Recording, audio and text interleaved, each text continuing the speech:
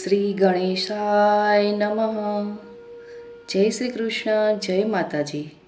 અમારી યુટ્યુબ ચેનલમાં તમારું હાર્દિક સ્વાગત છે. મિત્રો, જો તમે અમારી ચેનલમાં નવા હો તો ચેનલને સબસ્ક્રાઈબ જરૂર કરજો, જેથી કરીને નવા વિડીયોની અપડેટ તમને મળતી રહે. અને જો તમને અમારા વિડીયો ગમે તો વિડીયોને લાઈક અને શેર જરૂરથી કરજો. ધન્યવાદ.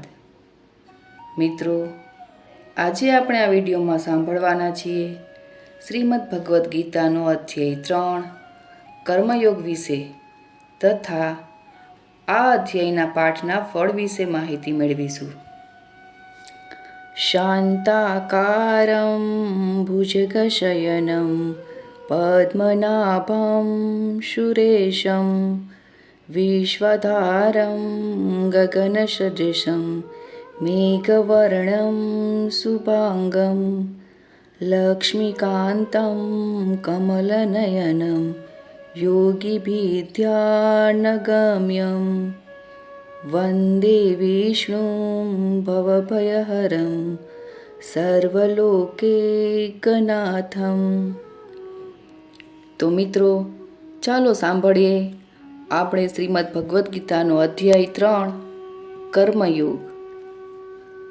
અર્જુન કહે, હે જનાર્દન, જો આપ જ કર્મ કરતાં જ્ઞાનને વધારે શ્રેયકારક માનો છો તો પછી આપ મને ઘોર કર્મમાં જોડાવાની શા માટે શિખામણ આપો છો? જ્ઞાન અને કર્મ અંગેના આપના વાક્યો મને તો ભેળસેળમાં સમજાયા છે અને તેથી મારી બુદ્ધિ બહેર મારી ગઈ છે. માટે જ્ઞાન અને કર્મ એ બેમાંથી નક્કી કરીને એક ચોક્કસ બાબત કહો કે જેથી મારું કલ્યાણ થાય. શ્રી કૃષ્ણ ભગવાન કહે, હે નિષ્પાપ, આ લોકમાં જ્ઞાન વડે જ્ઞાનીઓની અને કર્મયોગ વડે યોગીઓની એમ 2 પ્રકારની નિષ્ઠા મેં અગાઉ કહી દીધી છે. મનુષ્યને તમોગુણથી નૈષ્કર્મ્ય લાભ પણ થતો નથી અને રજોગુણથી પણ નૈષ્કર્મ્ય સિદ્ધિ મળતી નથી. એટલે કોઈ પણ મનુષ્ય એક પણ ક્ષણ કર્મ વગર રહી શકતો નથી. માનવીમાં જે પ્રકૃતિજન્ય ગુણો હોય તે જ સર્વને કંઈક ને કંઈક કર્મ કરાવે જ છે. જે અજ્ઞાની કર્મેન્દ્રિયોને રોકીને આત્મચિંતન કરવાને બહાને વિષયોની ચિંતા કરે છે તે પાખંડી અને મિથ્યાચારી કહેવાય છે. હે અર્જુન, જે ઇન્દ્રિયોનું મનથી દમન કરીને અને વિષયોમાં પ્રવૃત્ત ન થતા જોઈને એની પાસેથી કાર્ય કરાવી લેવામાં આવે છે તેને કર્મયોગનો અભ્યાસ કહેવામાં આવે છે અને શ્રેષ્ઠ કહેવાય છે. પોતાના ધર્મ પ્રમાણે નિયમિત કર્મ કરો, કારણ કે કર્મ ન કરવા કરતાં કર્મ કરવું સારું છે. કર્મ કર્યા વગર તમારા શરીરનો નિર્વાહ થઈ શકશે જ નહીં. હે કૌંતેય, યજ્ઞને કારણે કરવામાં આવનારા કર્મો સિવાય બીજા જેટલા કર્મો છે તે કરવાથી મનુષ્યને બંધન થાય છે. એટલે તમે ફળની ઈચ્છા છોડી દઈને યજ્ઞને માટે જ કર્મ કરો.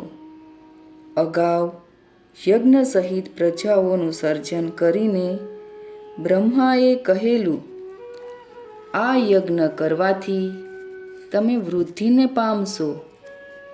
એ તમારી ઈચ્છિત કામનાઓ પૂર્ણ કરનાર થાઓ. યજ્ઞ કરીને તમે પણ દેવોને સંતુષ્ટ કરો અને દેવો પણ તમને સંતુષ્ટ કરશે.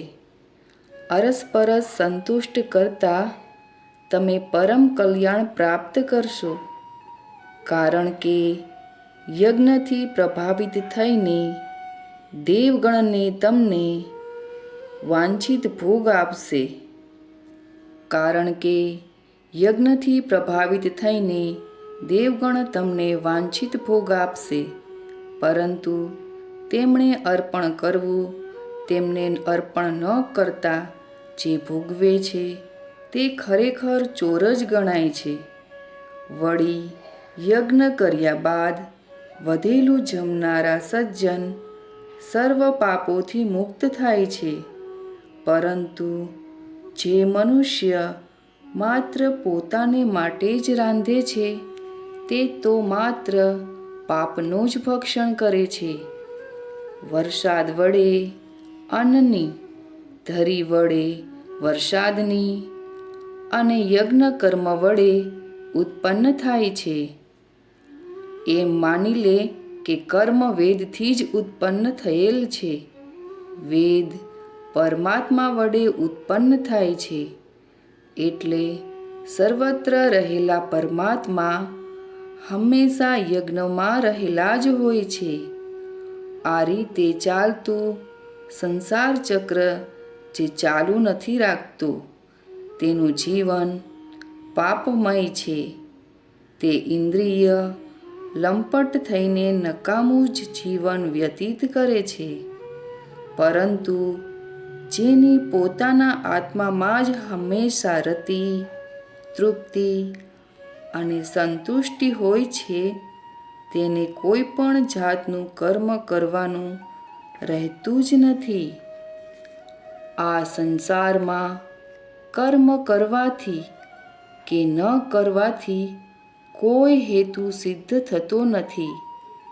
કોઈ પણ સાથે તેને સ્વાર્થનો સંબંધ નથી. માટે ફળની કે કોઈ વસ્તુની આકાંક્ષા રાખ્યા વગર તમે હંમેશા કર્મ કરીએ જાઓ તો જ તમે પરમપદ પામો છો. માટે કોઈ પણ જાતના ફળની આશા રાખ્યા વગર કર્મ કરીએ જાઓ. જનક વૈદેહી જેવા રાજર્ષિઓએ પણ કર્મ કરીને પરમ સિદ્ધિ મેળવી છે. એટલે સામાન્ય લોકોને માર્ગદર્શન આપવા માટે પણ તારે કર્મ કરવા જ જોઈએ. શ્રેષ્ઠ માનવીઓ જે કર્મ કરે છે તે જોઈને બીજા સામાન્ય લોકો પણ કર્મ કરે છે. મારે પોતાને પણ ત્રણેય લોકમાં કંઈ કરવાનું નથી તથા કશું મેળવવાનું બાકી રહેતું નથી, છતાં પણ હું એ કર્મમાં પ્રવૃત્ત તો રહું જ છું. એટલે જેવું આચરણ કરું તેવું આચરણ બીજા પણ કરે. પોતે સારા સારને સમજીને સારી રીતે કર્મ કરતા રહેવું અને અણસમજુઓ પાસે તેવા કર્મો કરાવતા રહેવું. માટે હે મહાબાહો, આત્મલક્ષી ચિત્તથી સર્વ કર્મો મને અર્પણ કરી ફળની આશા રાખ્યા વગર, મમતા મૂકી દઈ, વિચાર કર્યા વગર તું યુદ્ધ કર.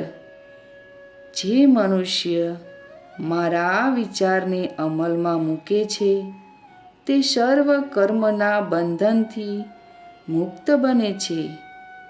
પરંતુ જેઓ મારા આ વિચારોનો વિરોધ કરે છે અને એ પ્રમાણે આચરતા નથી તેઓને અજ્ઞાની માનવામાં આવેલા છે.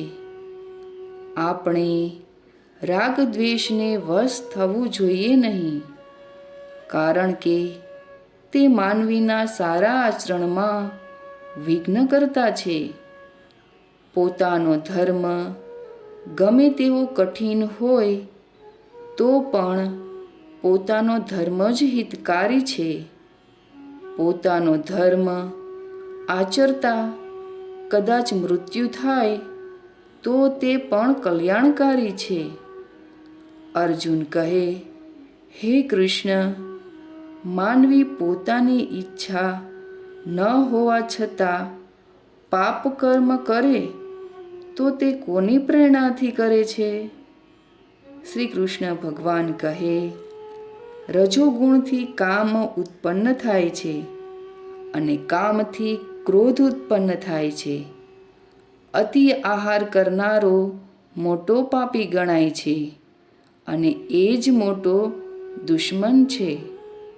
હે અર્જુન, કામને કદી તૃપ્ત કરી શકાતો નથી અને કામરૂપી અગ્નિ હંમેશા દુશ્મન જ ગણાય છે અને તેના આવરણને લીધે જ્ઞાન પણ ઢંકાઈ જાય છે.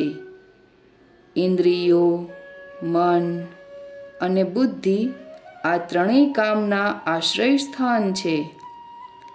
માટે હે અર્જુન, તું સૌ પ્રથમ ઇન્દ્રિયોને કબજે કરી લે અને પાપી કામનો નાશ કર.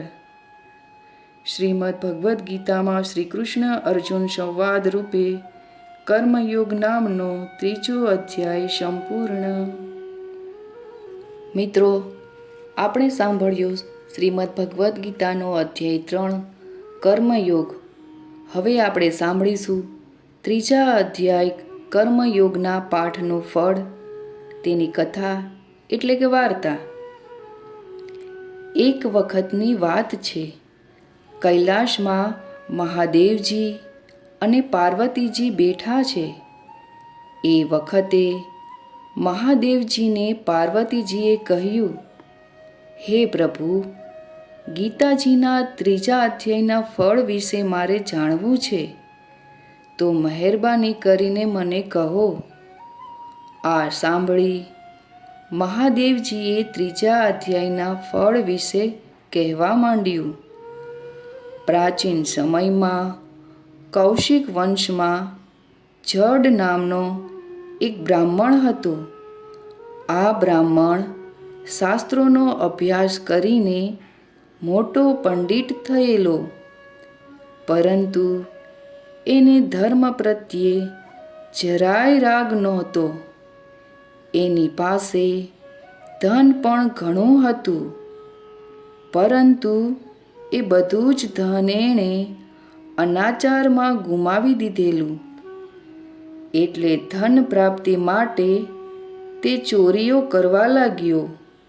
ચોરીઓ કરવામાં તેને સારી ફાવટ આવી ગઈ, એટલે ફરી પાછો તે ધનવાન બની ગયો. પરંતુ શેરની માથે 1.25 શેર તો હોય જ છે. એ કહેવત મુજબ બીજા જે કેટલાક માથાભારે ચોર હતા, તેમને ખબર પડી ગઈ કે આની પાસે પુષ્કળ ધન છે. એટલે તેઓએ રાત્રે તેના ઘરમાં જ ધાડ પાડી અને એનું બધું જ ધન ચોરી લઈને એ બ્રાહ્મણને મારી નાખ્યો. આ જડ બ્રાહ્મણ કમોતે મર્યો, એટલે અવગતિએ થયો. તે પ્રેત બન્યો અને તેના પાપ કર્મોને લીધે તે ખૂબ જ કષ્ટ ભોગવવા લાગ્યો. આ જડ બ્રાહ્મણને મોહ નામનો એક દીકરો હતો. તે ઘણા સમયથી કમાવા માટે પરગામ ગયો હતો. એ અચાનક ઘેર આવ્યો ત્યારે એને ખબર પડી કે એના પિતા કમોતે મર્યા છે. એટલે તેણે તો ઘણું કલ્પાંત કરવા માંડ્યું. પિતાના મૃત્યુ પાછળની તમામ ક્રિયાઓ એણે કરી, છતાં પણ એના પિતાનો પ્રેત યોનિમાંથી છુટકારો થયો નહીં. એક દિવસ આ મોહનો મિત્ર તેને ઘેર આવ્યો. તે હંમેશા ભગવદ્ ગીતાના 3જા અધ્યાયનો પાઠ કરતો હતો.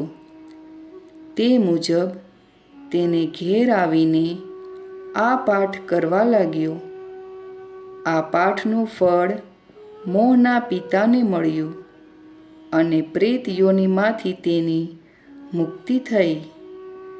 પ્રેત યોનિમાંથી ગીતાના 3જા અધ્યાયને કારણે પ્રેત યોનિમાંથી મુક્તિ થવાથી મોહ પણ રોજ ગીતાના 3જા અધ્યાયનો પાઠ કરવા લાગ્યો. મિત્રો, તો આજે આપણે આ વિડીયોમાં સાંભળ્યું શ્રીમદ ભગવદ્ ગીતાનો અધ્યાય 3 કર્મયોગ વિશે તથા આ અધ્યાયના પાઠનું ફળ એટલે કે તેની વાર્તા. જો તમને અમારો આ વિડીયો ગમે તો વિડીયોને એક લાઈક અવશ્ય કરજો અને જો તમે અમારી ચેનલમાં નવા હોવ તો અમારી ચેનલને સબસ્ક્રાઈબ જરૂરથી કરજો. અને હા, કમેન્ટ બોક્સમાં જય શ્રી કૃષ્ણ લખવાનું ભૂલતા નહીં. જય શ્રી કૃષ્ણ.